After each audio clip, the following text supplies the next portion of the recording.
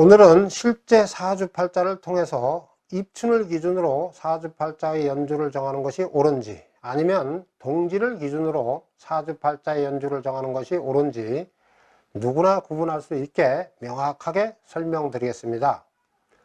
입춘을 기준으로 사주팔자의 연주를 정하면 점괘가 그 사람이 살아온 실제의 삶과 잘 맞지 않고, 동지를 기준으로 사주팔자의 연주를 정하면 점괘가 그 사람이 살아온 실제의 삶과 정확히 잘 맞는다는 사실을 명확히 입증해 드리겠습니다.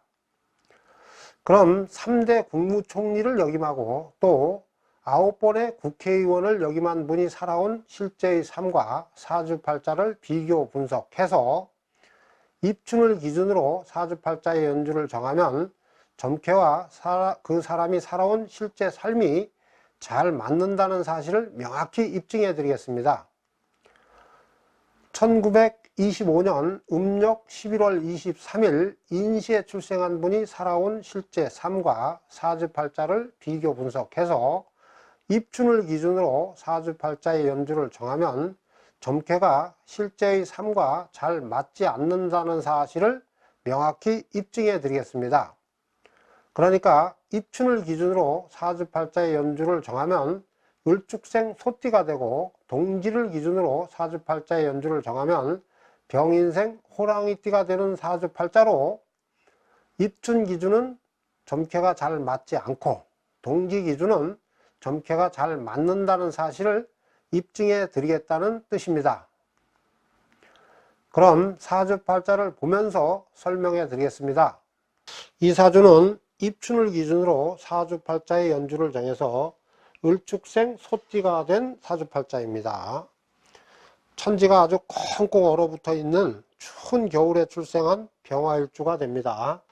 그래서 따뜻한 기운과 따뜻한 불기운을 생해주는 나무의 기운은 부기를 가져다주는 아주 좋은 기운이 되고, 불기운을 약하게 해주는 토의 기운이나 또 물의 기운, 그리고 금의 기운은 빈천을 가져다주는 아주 나쁜 기운이 됩니다. 그런데 사주팔자에 불의 기운은 없고 나무의 기운마저도 연의 천간에 을목이 하나 나와 있고 희의 지지에 인목이 하나 나와 있을 뿐입니다. 연의 지지와 월의 천간과 지지에는 꽁꽁 얼어붙어 있는 토의 기운이 왕성하고, 또 일지에 뿌리를 둔 시의 천간에 있는 경금이 왕해서 이 사람을 나쁘게 해주는 금의 기운과 토의 기운은 아주 튼튼하고, 이 사람을 좋게 해주는 불의 기운과 나무의 기운은 뿌리가 약해서 없어서 나쁜 사주팔자로 밖에 볼 수 없습니다.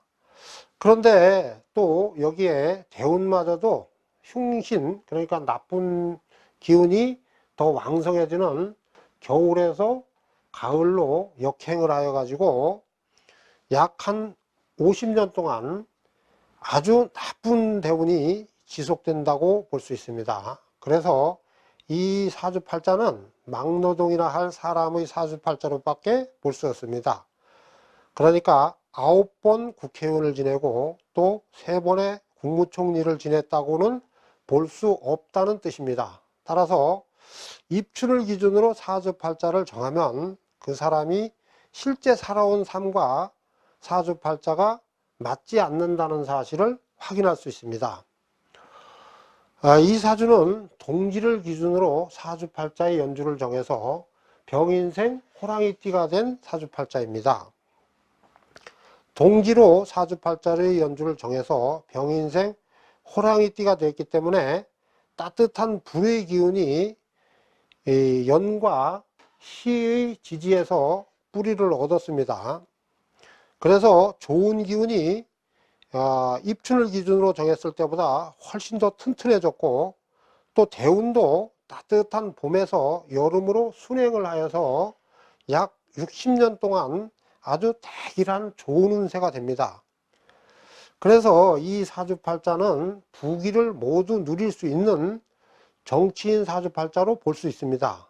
그리고 9번 국회의원이 될 수 있는 운세도 된다고 볼 수 있습니다. 따라서 동지로 사주팔자의 연주를 정하면 그 사람이 살아온 실제 삶과 사주팔자가 일치한다는 사실을 확인할 수 있습니다. 이렇기 때문에 사주팔자의 연주는 반드시 동지를 기준으로 정해야 됩니다.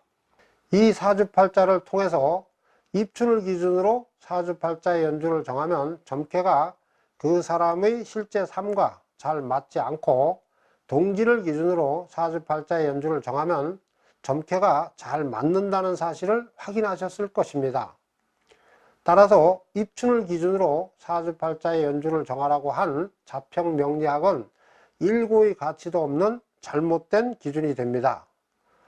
그러니까 입춘을 기준으로 사주팔자의 연주를 정하라고 한 자평명리학의 주장은 점괘가 그 사람이 살아온 실제의 삶과 잘 맞지 않는다는 사실을 무시한 잘못된 주장이라는 뜻입니다. 그 사람이 출생한 연월일시를 사주팔자라고 합니다. 그래서 연월일시를 정하는 역법은 곧 사주팔자를 정하는 기준이 됩니다.